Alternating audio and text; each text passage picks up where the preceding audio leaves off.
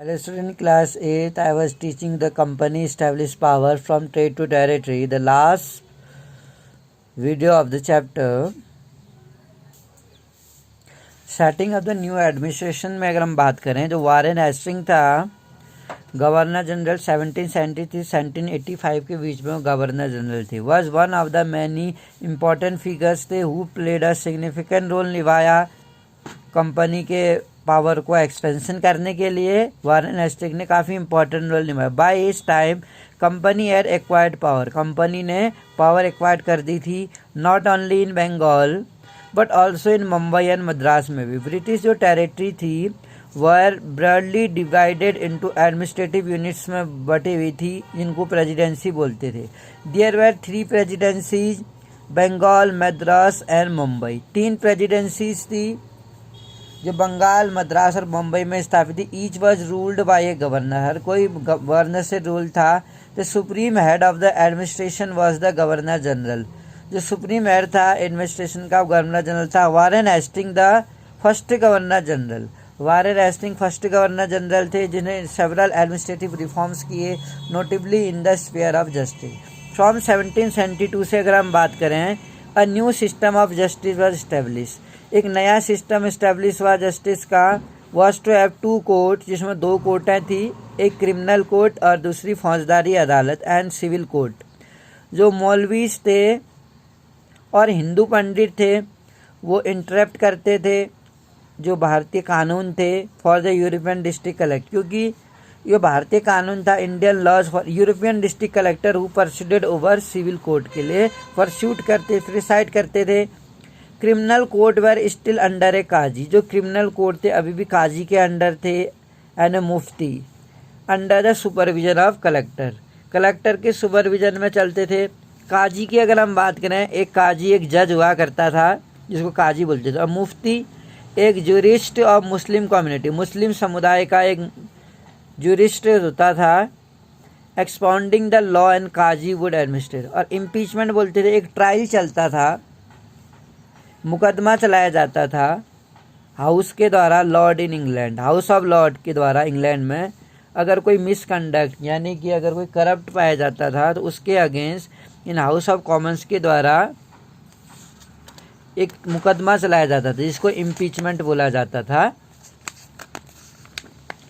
इसी तरह से अगर हम बात करें जो एक मेजर प्रॉब्लम थी वॉज दैट ब्राह्मण पंडित जो थे give different interpretation of local law based on different school, अलग अलग स्कूलों के आधार पर हम देख सकते हैं धर्मशास्त्र to bring about uniformity. In 1775 में 11 पंडित्स वेर आस्क्ड। अगर हम धर्मशास्त्र की बात करें जो मुख्य समस्याएं क्या थी, जो ब्राह्मण पंडित थे गिव डिफरेंट इंटरप्रिटेशंस दिए लोकल लॉ में जो अलग अलग स्कूलों पर आधारित है Dharmashastra. To bring about uniformity in 1775 में 11 pandit were asked to compile a digest, जो 11 पंडित थे उनको क्या कहा गया, compile a digest of Hindu laws.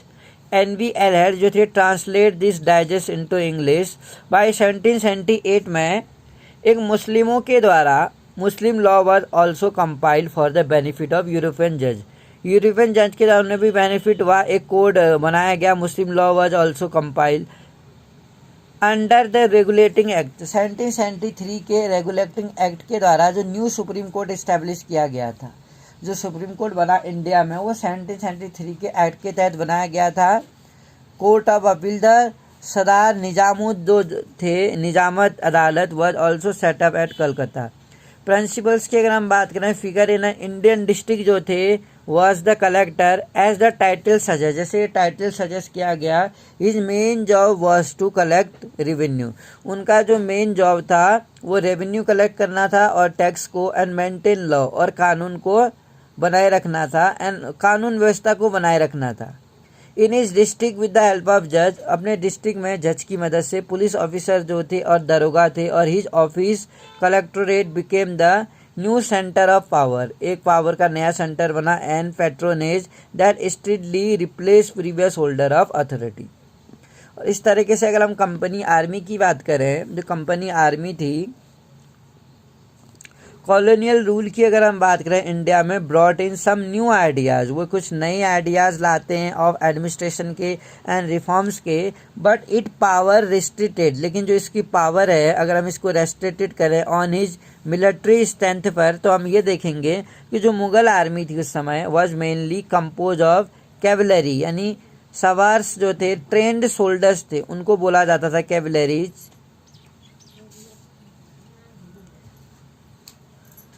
Trend soldiers थे जो घोड़े पे चढ़ते थे, और इन्फेंट्री भी थे वहाँ पर। इन्फेंट्री वो होती थी जो पैदल चलते थे। जो इन्फेंट्रीज थे, जो पैदल सेना थी, soldier, they were given training, उनको आर्चरी की ट्रेनिंग यानी तीर अंदाजी की प्रशिक्षण दिया जाता था, and the use of sword, और तलवार चलाने का। द कैवलरीज जो थे dominated the army, and the Mughal state जो थे did not feel the need to have a large professionally train, और उनको ये लगता था कि इतनी बड़ी एक ट्रेंड इन्फेंट्री रखने की कोई खास आवश्यकता नहीं थी। द रूरल एरियाज जो थे ग्रामीण इलाके had a large number of armed peasants, उनके पास बड़ी संख्या में आर्म्ड पीजेंट्स थे, एंड द लोकल जो जमींदार थे often supplied the Mughal with पैदल सोल्जर्स, और हमेशा से लोकल जो जमींदार थे ऑफ्टन सप्लाइड करते थे मुगल को पैदल सोल्जर्स के लिए। A change occur in the 18th century, और एक 18th सेंचुरी में एक बदलाव आया। When Mughal successor state like Awadh and Banaras started recruiting peasants into their armies, तो एक बदलाव सा महसूस हुआ इन द 18th सेंचुरी में। व्हेन मुगल सक्सेसर, जो मुगल बाद के मुगल उत्तराधिकारी थे स्टेट लाइक जो अवध थे और बनारस, स्टार्टेड रिक्रूटिंग पीजेंट्स, उन्होंने क्या कर दिया, किसानों को, पीजेंट्स को रिक्रूट करना शुरू कर दिया इन द आर्मीज में, एंड ट्रेनिंग देम, और उनको प्रोफेशनल सोल्जर्स की ट्रेनिंग देने लगे। और ईस्ट इंडिया कंपनी जो थी एडॉप्टेड द सेम मेथड, यही तरीका उन्होंने भी अपनाया। व्हेन इट बिगेन रिक्रूटमेंट, जब वो रिक्रूटमेंट करने लगे फॉर इट ओन आर्मी के लिए, which come to be known as sipahi army, जिसको सिपाही कहा जाता था। जो ब्रिटिश आर्मी में इंडियन सोल्जर्स थे, Indian word sipahi meaning soldiers. At welfare technology, warfare technology की अगर हम बात करें, चेंज फ्रॉम 1820 से उसमें बदलाव आया। द कैवलरीज रिक्वायरमेंट ऑफ कंपनी को जो आर्मी कैवलरीज की रिक्वायरमेंट हुई वो क्या होने लगी, धीरे धीरे घटने लग गई, कम हो गई। दिस इज बिकॉज, ये ऐसा इसलिए हुआ क्योंकि जो ब्रिटिश एम्पायर था was fighting in the Burma, वो बर्मा में, अफगानिस्तान और इजिप्ट में लड़ रहा था। Where soldiers were arm with muskets and matchlocks, जहाँ पर मस्कट्स और मैचलॉक्स के साथ लड़ रहे थे वो। The soldiers of the company army, जो कंपनी आर्मी के सोल्जर्स थे, had to keep pace with changing military requirement, and infantry regiment जो थी नाउ बिकेम वेरी इंपॉर्टेंट, बहुत इंपॉर्टेंट हो गई। In the early 19th century में जो British began to develop a uniform military cultures, soldiers were increasingly subjected, और जो soldiers थे उनको इंक्रीज सब्जेक्टेड किया गया to the European style training में, ड्रिल एंड डिसिप्लिन में रखने लग गई जो यूरोपियन स्टाइल में, and that regulated their life, और इस तरह से उनकी life regulated far more than before. Often this created problem, हालांकि इससे प्रॉब्लम्स हुई सिंस कास्ट एंड कम्युनिटी की अगर हम बात करें, फीलिंग वैस इग्नोर किया गया इन बिल्डिंग्स में a force of professional soldiers. कुछ इंडिविजुअल्स की अगर हम बात करें, so easily gave up their caste, उन्होंने ईजिली अपनी कास्ट को गिव अप किया, and religious feelings could they see themselves only as a soldiers and not an a member of community. अब जो सिपाहीज थे उन्होंने क्या फील किया होगा उस time, how did they react, कैसे रिएक्ट किया होगा to the changes in their lives and their identity, अपने जीवन में और अपनी पहचान के लिए। This is their sense of who they were. The revolt of 1857 की अगर हम बात करें, गिव अस ए ग्लिम्पस, उन्होंने एक, अगर 1857 का अगर हम रिवॉल्ट को स्टडी करें तो हमें एक ग्लिम्पेज, संसार का एक झलक दिखाता है जिसमें सिपाहीज थे। You will read about this revolt, अब आगे के चैप्टर्स में पढ़ेंगे कि इस रिवॉल्ट में क्या हुआ था। कंक्लूजन जो हम निकालते हैं, दस ईस्ट इंडिया कंपनी जो थी वह transport from trading company to the territorial colonial power. East India company थी वो ट्रांसफॉर्म हो गई, बदल गई ट्रेडिंग कंपनी से टेरिटोरियल कॉलोनियल पावर में आ गई। The arrival of new steam technology, और इस तरह से नई स्टीम टेक्नोलॉजी से in the early 19th century में ऑल्सो एडेड दिस प्रोसेस, इस प्रोसेस को अपनाया गया। Till then it would take anywhere between 6 and 8 months to travel to Indian by sea, और इस समय ऐसा माना जाता था कि एनीवेयर जहाँ कहीं वो जाते थे 6 to 8 months लग जाते थे ट्रैवल करने में इंडिया को बाई सी के द्वारा। स्टीम शिप्स जो थी रिड्यूस की गई journey time to 3 weeks, enabling from British and their families to come to our country. उनकी फैमिलीज को कई दूर देश से जैसे कि भारत से आना होता था। 1857 में द कंपनी केम टू, क्योंकि उस समय दूर के देशों में भी भेजा जाता था सैनिकों को तैनाती के लिए। 1857 में तो कंपनी थी came to excise direct rule में आ गई वो over about 63% of the territory and 78% of the population of Indian subcontinent. Combine की अगर हम बात करें विद इट इनडायरेक्ट इन्फ्लुएंस जो था on the remaining territory and the population of country. East India का जो पॉपुलेशन को देखें had virtually the whole of India under its control. तो इस तरीके से हम देख सकते हैं जो स्लेव था वहाँ पर उस समय अगर हम बात करें उसी समय कहीं और पे क्या हो रहा था। जो स्लेव ट्रेड था यानी दास प्रथा थी, दास का व्यापार होता था साउथ अफ्रीका में। डच जो थे वो व्यापार करते थे, ship reach to southern Africa में पहुँचे डच लोग इन 17th सेंचुरी में। सून ए स्लेव ट्रेड, और जल्दी ही एक गुलामों का व्यापार शुरू हो गया। People were captured well, people ने क्या किया, चेन कैप्चर किया एंड सोल्ड, और उनको पीपल को कैप्चर्ड किया गया चेन से उन्हें बंदी बनाया जाता था, और एक बंदी का बाजार होता था वहाँ जाके उन्हें बेच देती थी। व्हेन द स्लेवरी एंडेड, जब ये स्लेवरी का अंत हुआ 1834 में, there were 36,774 privately owned slaves थे केप में, located in south most tip of Africa में। विजिटर की अगर हम बात करें, जो विजिटर थे टू केप इन 1824 में has left a moving account of what he saw at a slave action. उन्होंने क्या देखा था, जो हैविंग लैंड जो बात करें, there was to be a sale of cattle, farm stock etcetera by auctions, we halted our wagon for procuring fresh oxen.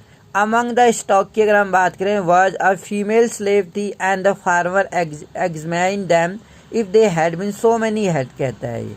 इस तरीके से हमने देखा कि वहाँ पर किसी से दास प्रथा थी और लोगों में सोल्ड उनको बेचा जाता था एंड डिफरेंट परचेजेज होते थे एंड द टीयर्स हर जगह आंसू थे जो उनकी चिंता थी and anxiety and the anguish जो क्रोध था while sea cast hair rending look upon the childrens and the simplicity जो दिखती थी टचिंग सॉरो ऑफ पुअर जो गरीबों का दुख था young one and one while they clung to their distract parents जो थे इस तरह से contrasted with the market insensitivity and the jugular countenances of the specters कहता है। तो इस तरीके से जो चैप्टर था हम आसानी से देख सकते हैं कि जो दीवानी थे, हम दीवानी किसको बोलते थे, बेसिकली क्रिमिनल कोर्ट में दीवानी होते थे, सिपाही को सिपाही बोलते थे और रानी चन्नम्मा कौन थी, led to anti British movement चलाया था उन्होंने कित्तौर में, रानी चन्नम्मा कित्तौर की रानी थी वो, और सिपाही सिपाही को बोलते थे। और ये टाइगर ऑफ मैसूर का था टीपू सुल्तान। तो ये आप कॉपी में कर सकते हैं, वेरी इजी था। टैगोर ऑफ मैसूर का जो शेर कहलाता था टीपू सुल्तान था। दीवानी क्रिमिनल कोर्ट में थे।